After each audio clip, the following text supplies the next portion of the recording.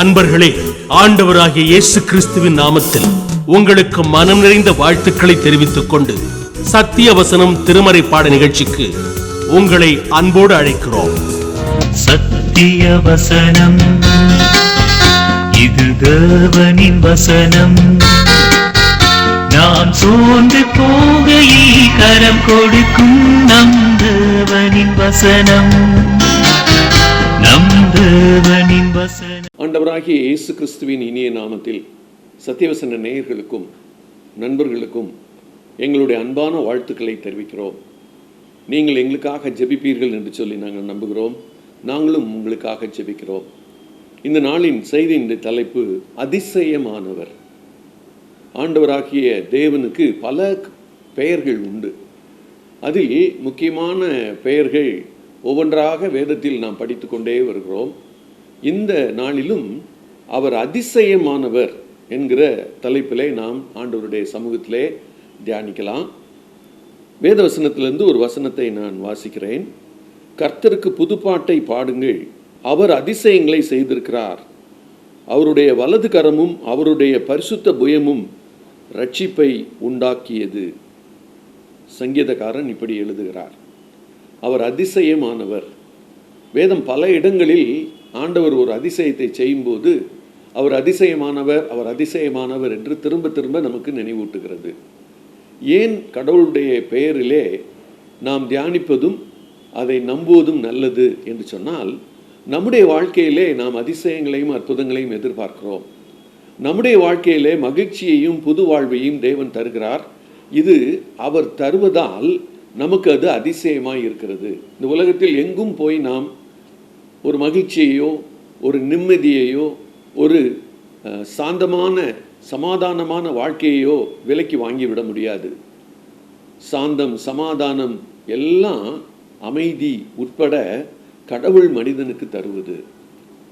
வேதம் சொல்லுகிறது, கடவுள் எல்லார் மேலும் அன்பாய் இருக்கிறார். அன்பாய் இருக்கிற கடவுள் எப்போதுமே மனிதனோடு பேச விரும்புகிறார். அவர் பேசும்போது மனிதன் கேட்பதற்கு சில நேரங்களில் வாய்ப்பு இருக்கிறது. சில நேரங்களில் அவர் பேசுவதும் மனிதன் உணர தவறுவதும் கேட்க தவறுவதும் இந்த உலகில் நடந்து கொண்டே இருக்கிறது. ஆனாலும் தேவன் என்ன செய்கிறார்? பேசி பேசியே எல்லா காரியங்களையும் செய்கிறார். வேதம் சொல்லுகிறது, எபிரேயர் 11:3 உலகங்கள் தேவ வார்த்தையினால் உண்டாயின. நாம் பார்க்கிற இந்த வானம் பூமி உலகம் எல்லாமே ஆண்டவர் தன்னுடைய வார்த்தையினாலே படைத்தார். முதல் குறிப்பாக நான் உங்களுக்கு சொல்கிறேன், தேவனுடைய வார்த்தைக்கு வல்லமை உண்டு. நீங்களும் நானும் கூட பேசுகிறோம், தேவனும் பேசுகிறார். என்ன பெரிய வித்தியாசம்? ஆண்டவருடைய வார்த்தைக்கு எல்லா விதமான வல்லமையும் உண்டு. சர்வ வல்லமையும் அவருடைய வார்த்தைக்கு உண்டு. ஏனென்றால் அவர் சர்வ வல்லமை உள்ளவர். அந்த உருவாக்கும் தன்மை அவருடைய வார்த்தைகளில் இருக்கிறபடினால தான் ஆண்டவர் வார்த்தையினாலே உலகத்தை உயிர்ப்பிக்கிறார். வார்த்தையினாலே அவர் உலகத்தை படைக்கிறார். அவர் என்ன செய்கிறார்? இந்த உலகத்திலே ஒன்றுமே இல்லாத போது இருக்கிறவைகளைப் போல அவர் அழைக்கிறார் என்று சொல்லி ரோமர் 4:17 பின்பகுதியிலே வாசிக்கிறோம்.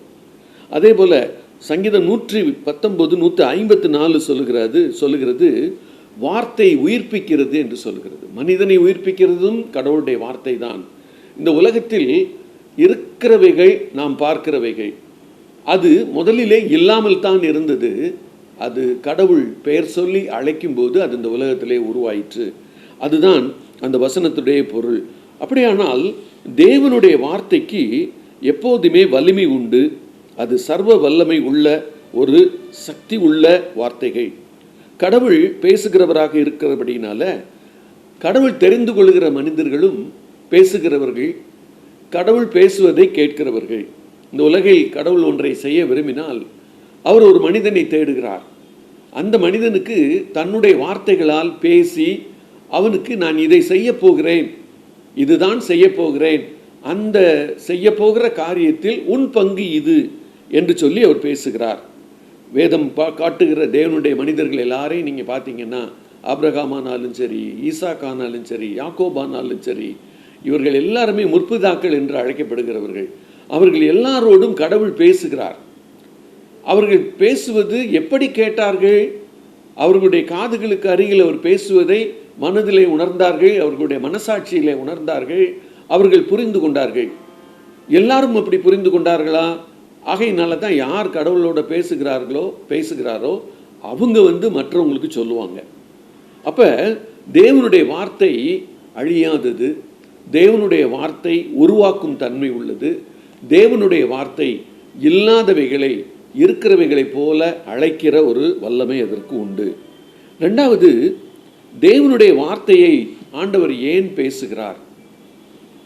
இந்த நாளில் நாம் நிறைய காரணம் இல்லாமல் பேசுகிறவர்கள் உலகத்தில் நிறைய பேர் உண்டு. வாயிருந்தா பேசிக்கிட்டே இருப்பியா அப்படின்னு கூட சொல்லுவாங்க. ஆனால் உண்மையிலேயே தேவன் மனிதனோடு பேசுவதிலே 2 நோக்கங்கள் இருக்கிறது. ஒன்று, அவருடைய திட்டத்தை அவர்களோடு பேசி செயல்படுத்துவதில் அவர்களையும் பங்காளராக்கி கொள்வது. இன்னொரு காரியம், தேவனுடைய வார்த்தையை அவர்கள் விசுவாசிக்க பழக வேண்டும். இந்த உலகத்திலே மனிதர்களுடைய வார்த்தைகளை நான் நம்புகிறோம். அநேக நேரங்களிலே மனிதர்கள் நம்பிக்கைக்கு விரோதமாக அவர்கள் செயல்படும் போது விலகி விடுகிறோம். இவருடைய வார்த்தையின் மேல் நம்ப முடியாது அப்படின்னு சொல்லி. ஆனால் கடவுள் பேசுகிற போது உள்ள வித்தியாசம் என்னன்னா, அவர் பேசுவது 2 நோக்கத்திற்காக என்று உங்களுக்கு சொன்னேன். ஒன்று, அவருடைய சித்தம் யாரோடு பேசுகிறாரோ அவர்களுக்கு புரிய வேண்டும். ரெண்டாவது, தேவனுடைய வார்த்தை விசுவாசிக்கப்பட வேண்டும். இன்னைக்கு நீங்களும் நானும் விசுவாசிப்பதற்காகத்தான் தேவன் பேசுகிறார். இன்னைக்கு நீங்களும் நானும் விசுவாசிக்க வேண்டும் என்பதற்காகத்தான் அவர் பேசியவைகள் எல்லாரும் கேட்டவர்கள் எல்லாம் முதல்ல எழுதப்பட்ட ஸ்கிரிப்ட் எல்லாம் கையில் இல்லை. எழுதப்பட்ட தோல் சுருள்கள்லாம் வர்றதுக்கு முன்னால் அவர்கள் கடவுள் பேசினதை தங்களுடைய குடும்பத்தினருக்கு அவர்கள் சொன்னார்கள், தங்களுடைய இனத்தவருக்கு சொன்னார்கள். ஆகையினால ஒரு குறிப்பிட்ட வட்டத்திற்குள் கடவுள் பேசுவது என்பது அங்கே நின்று விட்டது. ஆனாலும் கடவுள் என்ன செய்கிறார்? எல்லாரோடும் பேச விரும்புகிறார். மூன்றாவது குறிப்பாக நான் உங்களோடு பகிர்ந்து கொள்வது, தீர்க்கதரிசிகளின் வழியாக கடவுள் பேசுகிறார். தேவனுடைய வார்த்தை தீர்க்கதரிசிகள் மூலமாக வெளிப்பட்டது என்று சொல்லலாம். நான் உங்களுக்கு சொன்னேன், நேரடியாக மனிதனோடு பேசியது. இப்போது அடுத்த ஒரு பகுதிக்கு நம்ம வரும்போது கடவுள் என்ன செய்கிறார்? மனிதனை பார்க்கிறார். இவர் பேசுவது அவனுக்கு புரிகிறது. ஆனால் கடவுளுடைய வார்த்தை இன்னும் வலிமையாக எல்லா ஜனத்தாருக்கும் வர வேண்டும் என்பதற்காக வாழ்கிற மனித கூட்டத்திற்குள்ளாக கடவுள் சில குறிப்பிட்ட மனிதர்களை தெரிந்தெடுக்கிறார். அவர்களுக்கு பெயர் என்ன சொல்லுகிறார்? தீர்க்கதரிசிகள் என்று சொல்லுகிறார். இந்த தீர்க்கதரிசிகள் கடவுளுடைய பாதத்தில் அமர்ந்திருக்கிறவர்கள். எப்போது வேண்டுமானாலும் கடவுள் அவர்களை கொண்டு ஜனங்களுக்கு பேசுவார். இது பொதுவாக நடக்கக்கூடிய ஒன்று. இந்த தேவன் தீர்க்கதரிசிகளை கையில் எடுத்து பயன்படுத்துவதை வேதத்தில் நம்ம நிறைய இடங்களில் வாசிக்கலாம். 1 சாமுவேல் 3:21 பிற்பகுதியை வாசித்து பார்த்தீங்கன்னா, சாமுவேலுக்கு கர்த்தர் தம்முடைய வார்த்தையினாலே தம்மை வெளிப்படுத்தினார். அப்போ கடவுள் வார்த்தையை எதற்கு பயன்படுத்துகிறார்னா, அவர் யார் என்று வெளிப்படுத்துவதற்காகத்தான் பேசுகிறார், பயன்படுத்துகிறார். இன்னொரு வசனத்தை நான் நினைவுபடுத்துகிறேன் உங்களுக்கு. 1 சாமுவேல் 4:1 நீங்கள் வாசித்து பார்த்தீங்கன்னா, சாமுவேலின் வார்த்தை இஸ்ரவேலுக்கெல்லாம் வந்தது. அப்போ என்ன செய்கிறார் பாருங்க, சாமுவேலோடு பேசுகிறார், சாமுவேல் போய் ஜனங்களோடு பேசுகிறார். அப்போ கம்யூனிகேஷன் கேப் இல்லாமல் கடவுள் எவ்வளோ திட்டமிட்டு செய்கிறார். இன்னும் இந்த காலகட்டங்களில் நம்ம கம்யூனிகேஷன் பற்றி ரொம்ப முக்கியமாக பேசுகிறோம். நம்ம கம்யூனிகேஷன் முக்கியம்னு நினைக்கிறோம். கம்யூனிகேஷன் சரியில்லைன்னா நிறைய பிரச்சனைகள் வரும் அப்படின்லாம் நம்ம யோசிக்கிறோம். உண்மைதான். ஆனால் கடவுள் அந்த நாட்களிலேயே கம்யூனிகேட்டர் அப்படின்னு சொன்னால் கடவுள் தான் முதல்ல மனுஷனோட கம்யூனிகேட் பண்ணுறதே, தொடர்பு கொள்வதே கடவுள் தான்.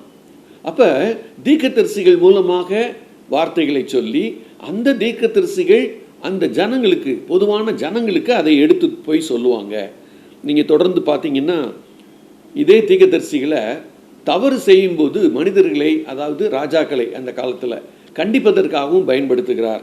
நீங்கள் 2 சாமுவேல் 24 11 வசனத்தை பார்த்தீங்கன்னா, காத் தீர்க்கதரிசி தாவீது ராஜாவை பார்க்கிறார். அவர் சம்பந்தமான ஒரு செய்தி அவருக்கு வருகிறது, எச்சரிப்பின் செய்தி. அவர் அதை சொல்லுகிறார். தாவீது உடனே அதை கேட்கிறார். இன்னொரு பகுதியை நீங்கள் வாசித்து பார்த்தீங்கன்னா, 1 நாளாகமம் 17:3 வாசித்தீங்கன்னா, தேவனுடைய வார்த்தை நாத்தானுக்கு உண்டாகி அப்படின்னு போட்டு ஆரம்பிக்கும். இது போல தான் ஒவ்வொரு தீர்க்கதரிசிகளை பற்றி நம்ம படிக்கும்போது கர்த்தருடைய வார்த்தை உண்டாகி, கர்த்தருடைய வார்த்தை உண்டாகி, அவருக்கு கர்த்தருடைய வார்த்தை உண்டாகி, இப்படி நிறைய ஆண்டவருடைய பிள்ளைகளை, தீர்க்கதரிசிகளை, ராஜாக்களை கடவுள் என்ன செய்கிறார்? அவர் பேசி பயன்படுத்துகிறார். இதை வேதம் முழுக்க நம்ம வாசிக்கலாம். நீங்கள் இப்படியே வாசிக்கிட்டே வந்தீங்கன்னா கடைசியில் எங்கே முடியும்னா, புதிய ஏற்பாட்டின் தொடக்கத்தில் யோவான் ஸ்நானகனோடு கர்த்தர் பேசுகிறார். அவனை ஒரு குறிப்பிட்ட பணிக்காக தெரிந்து கொள்கிறார். இயேசு கிறிஸ்து இந்த உலகத்தில் பிறக்கப் போகிறார், அந்த செய்தி வரப்போகிறது, அது அப்படியே நடக்கப் போகிறது, அதை குறித்து எல்லா ஜனங்களுக்கும் சொல்லணுங்கிறதுக்காகவே யோவான் ஸ்நானகனை கர்த்தர் அங்கே எழுப்புகிறார். இதை வேதத்தில் நம்ம வாசிக்கலாம். இந்த யோவான் ஸ்நானகன் என்ன செய்கிறார்? இயேசு பிறக்கப் போவதின் முக்கியத்துவத்தை உணர்ந்தவராக ஜனங்களை மனம் திரும்புதலுக்கு நேராக ஆயத்தப்படுத்துகிறார். இப்படி நாம் வேதம் முழுக்க படித்து கொண்டே போகலாம். இன்றைக்கு முக்கியமாக இன்னொரு நபரை குறித்து நாம் படிக்கிறோம். 4வது குறிப்பாக மரியாளுக்கு வந்த தேவ வார்த்தை. இதுவரைக்கும் கடவுள் பேசின எல்லா காரியங்களும் மனிதர்களுக்கு திரும்ப தீர்க்கதரிசிகள் மூலமாக, அந்த குடும்ப தலைவர்கள் மூலமாக சொல்லப்பட்டது என்று நாம் பார்த்தோம். இப்போ கடவுள் தன்னுடைய ஒரு பெரிய திட்டத்தை நிறைவேற்ற வேண்டும். கடவுளுக்கு நிறைய திட்டங்கள் உண்டு இந்த உலகத்தில் நிறைவேற்றுவதற்கு. அதற்குரிய காலங்களை அவர் குறித்திருப்பார். எந்த காலகட்டத்தில் தீர்க்கதரிசிகள் மூலமாக பேசணும், எந்த காலகட்டத்தில் மரியாள் என்கிற ஒரு பெண், கடவுளால் தெரிந்து கொள்ளப்பட்ட ஒரு பெண், நாசரேத் ஊரிலே இருக்கக்கூடிய அந்த பெண்ணோடு கர்த்தர் பேச விரும்புகிறார். இங்கும் அதே கான்செப்ட் தான். மரியாளுக்கு தன்னுடைய திட்டத்தை சொல்லுகிறார். மரியாள் அந்த திட்டத்தை கேட்கிறார் காது கொடுத்து. அதை அவர் நம்ப வேண்டும்.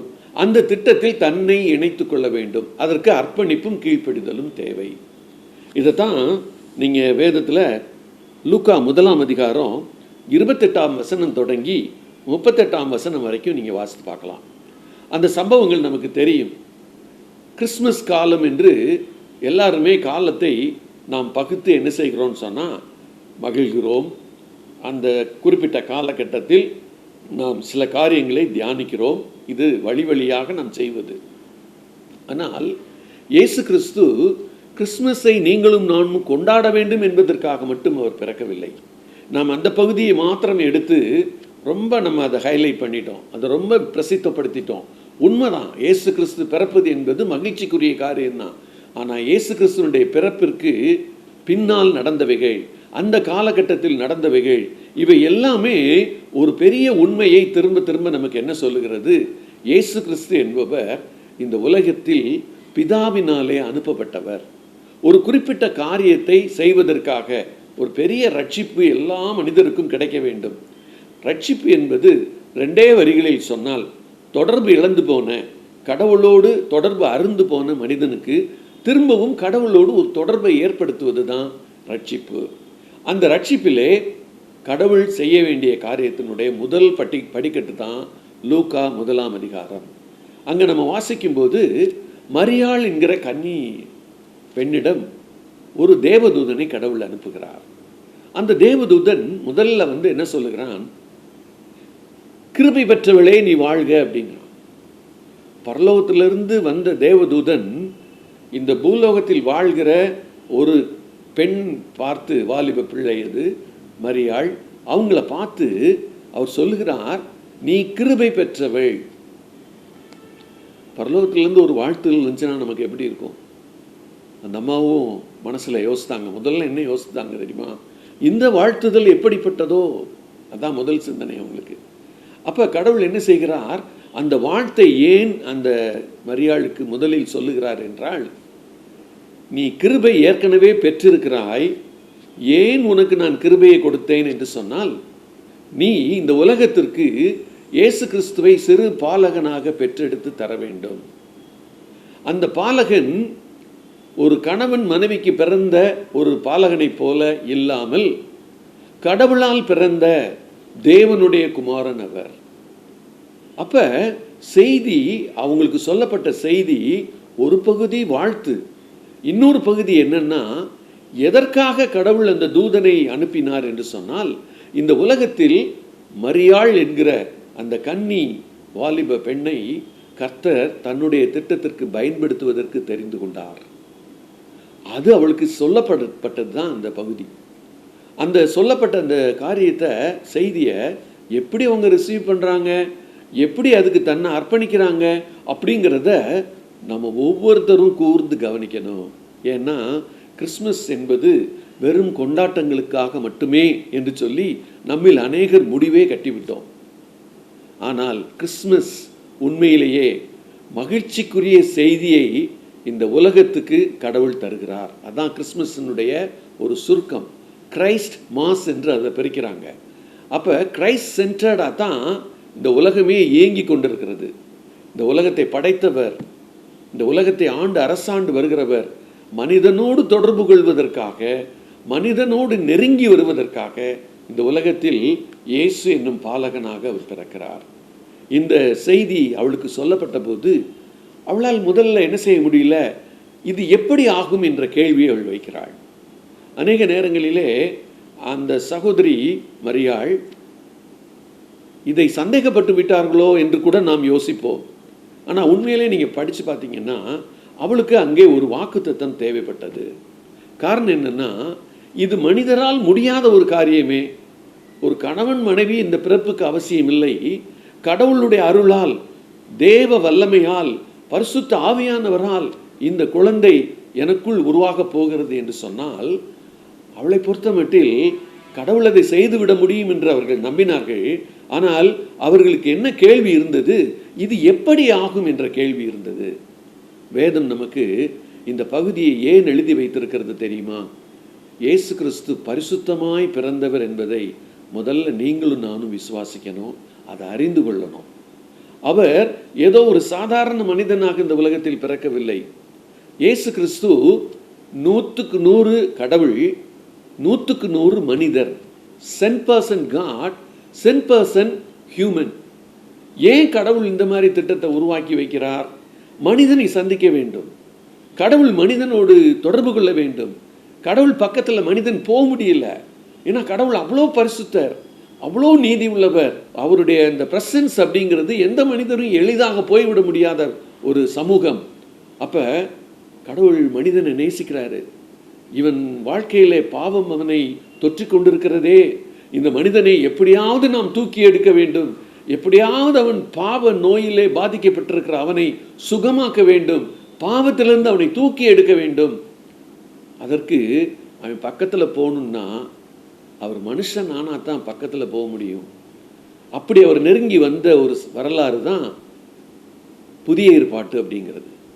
புதிய ஏற்பாடு என்பது அந்த 4 சுவிசேஷங்களிலும் இயேசு கிறிஸ்துனுடைய வாழ்க்கை என்ன நடந்தது, அவர் ஏன் வந்தார் என்பதை விவரிக்கிறது. அது முடிந்த பிறகு இயேசு கிறிஸ்து மரணத்திற்குள்ளாகி சிலுவையிலே மரித்து அவர் உயிரோடு எழுந்த பிறகு அவருடைய செய்தியை, இயேசு கிறிஸ்துவனுடைய நற்செய்தியை இந்த உலகம் எங்கும் சீஷர்கள் கொண்டு போனார்கள். அப்படி வந்தது தான் இந்தியாவுக்கும் வந்தது. தோமா இந்தியாவுக்கு வந்தார், அந்த நற்செய்தியை சுமந்து வந்தார். அந்த நற்செய்தியுடைய சுருக்கம் என்ன? இந்த உலகத்தில் பிறந்த எல்லா மனிதனும் பாவத்திற்குள்ளாகவே இருக்கிறார்கள். யாருமே பாவம் இல்லாதபடி வாழலை, பாவத்தோடு அவர்கள் போராடி வாழ்ந்து கொண்டிருக்கிறார்கள். இயேசு கிறிஸ்துவை ஏன் கடவுள் நினைச்சாரு?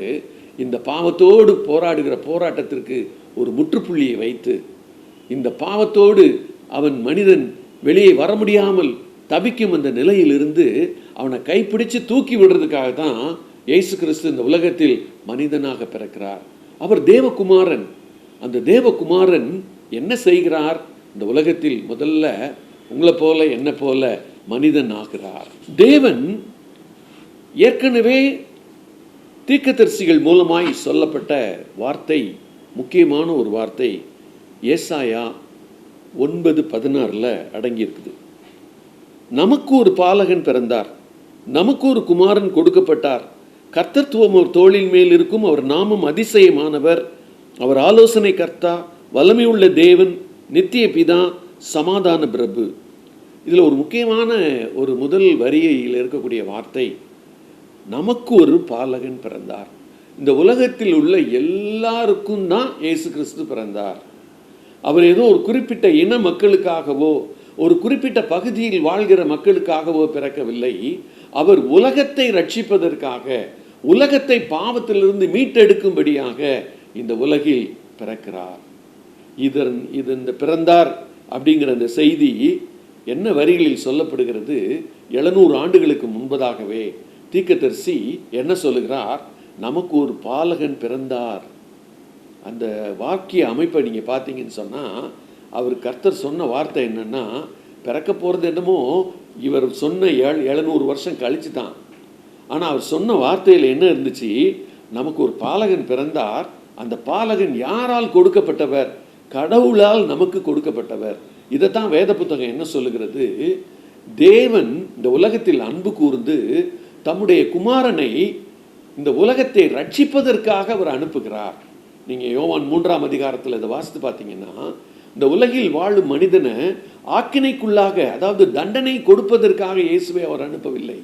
மாறாக மனிதனை நேசித்து, நீ பாவம் செய்து விட்டாயா, உன்னை நான் நேசிக்கிறேன், நீ செய்த பாவத்திலிருந்து வெளியே வர முடியவில்லையா, சிலுவையிலே மரித்து உனக்காக உன் தண்டனையை நான் ஏற்றுக்கொண்டு உன்னை நான் வெளியே கொண்டு வருகிறேன், உன்னை பாவத்திலிருந்து வெளியே கொண்டு வருகிறேன். நீ செய்ய வேண்டிய எல்லாமே என்னன்னா, என் பாவத்திற்காக இயேசு பிறந்தார், நான் உயிர்ப்பிக்கப்படுவதற்காகவே இந்த உலகத்தில் வாழ்ந்தார், எனக்காகவே மரித்தார், எனக்காக உயிரோடி எழுந்தார்.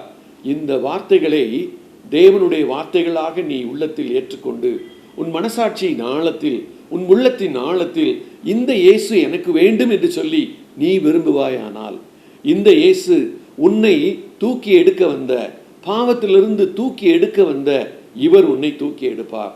ஏனென்றால் மத்தேயு 1ஆம் அதிகாரம் 21வது வசனம் இப்படி சொல்லுகிறது, அவருக்கு இயேசு என்று பெயரிடுவாயாக, ஏனெனில் அவர் தனது ஜனத்தின் பாவங்களை நீக்கி அவர்களை ரட்சிக்கிறவர். இந்த பாவத்தை நீக்கிற செயலை இயேசு செய்கிறதுனால தான் அவருக்கு பேர் என்னது? ரட்சகர்னு வந்துச்சு. ஆனால் யாருக்கு செய்கிறார் தெரியுமா? விசுவாசிக்கிறவர்களுக்கு. இது கேட்டுக்கொண்டிருக்கிற நீங்கள் விசுவாசிப்பீங்கன்னு சொன்னால் உங்களுக்கு அதை செய்து விடுவார். இந்த கிறிஸ்மஸ் காலங்கள் எப்படி இருந்தால் நல்லது தெரியுமா? இயேசு எனக்காக பிறந்தார் என்று உணர்வதும், இயேசு எனக்காகவே மரித்தார் என்று விசுவாசிப்பதும், எனக்காகவே அவர் உயிரோடு எழுந்தார், என் பாவங்களை தீர்க்க அவருடைய இரத்தம் அங்கே எனக்காக இருக்கிறது, நான் வருவேன் என்று சொன்னால் அவர் என்னை தூக்கி வாரி அணைத்து அவருடைய இரத்தத்தினால கழுவி என்னை பரிசுத்தப்படுத்துவார். விசுவாசிப்போமா? விசுவாசிக்கிறவர்கள் என்னோடு சேர்ந்து இந்த ஜெபத்தில் பங்கு பெறலாம். கண்களை மூடி நாம் ஜெபிப்போம். எங்களை அதிகமாக நேசிக்கிற எங்கள் அன்பின் பரமதகப்பனே, இந்த வார்த்தைகளை கேட்டுக்கொண்டிருந்த ஒவ்வொருவருக்காக நாங்கள் ஜெபிக்கிறோம். ஆண்டவரே, எத்தனை பேர் பாவம் என்பது தீய செயல்கள், பாவத்தை செய்யாமல் என்னால் இருக்க முடியவில்லையே, இந்த பாவம் என்னை ஆட்சி செய்கிறதே, இந்த பாவத்திலிருந்து நான் தப்பிக்க எனக்கு வேறு வழி இல்லையா என்று வேதனையோடு ஆண்டவரே புலம்பிக் கொண்டிருக்கிற ஒவ்வொருவரையும் நோக்கி இந்த வார்த்தைகள் வருகிறது. ராஜா, ஆண்டவரே, நீங்கள் இயேசு கிறிஸ்துவை விசுவாசிப்பீங்கன்னு சொன்னால் உங்களுக்கு பாவத்திலிருந்து ஒரு பெரிய விடுதலை அவர் தர முடியும், பாவத்திலிருந்து உங்களை தூக்கி விட முடியும், உங்களை அவருடைய பரிசுத்த இரத்தத்தினாலே கழுவ முடியும். நீங்கள் விசுவாசிப்பீங்கன்னு சொன்னால் நீங்கள் என்னோட சேர்ந்து ஜெபிக்கலாம். எங்களை நேசிக்கிற எங்களை நல்ல தகப்பனே, யார் யார் விசுவாசத்தோடு ஜெபிக்கிறார்களோ அவர்களுடைய உள்ளத்தை தொடும், அவருடைய உள்ளத்திலே நீர் வாரும், அவர்களுடைய உள்ளத்திலே நீர் ஆட்சியாளராக, அரசராக நீர் வந்து அவர்களுடைய வாழ்க்கையை பொருட்படுத்திக் கொள்ளும், பாவங்களிலிருந்து விடுதலை தாரும், விசுவாசிக்கிற அவர்களை உடைய அன்பினாலே நிரப்பும். இயேசு கிறிஸ்துவின் இனிய நாமத்தில் ஜெபத்தை ஏறெடுக்கிறோம் எங்கள் ஜீவனுள்ள நல்ல பரம தகப்பனே, ஆமென். இந்த புத்தகம் பற்றிய விபரங்களுக்கு சத்திய வசனம் அலுவலகத்தை தொடர்பு கொள்ளவும்.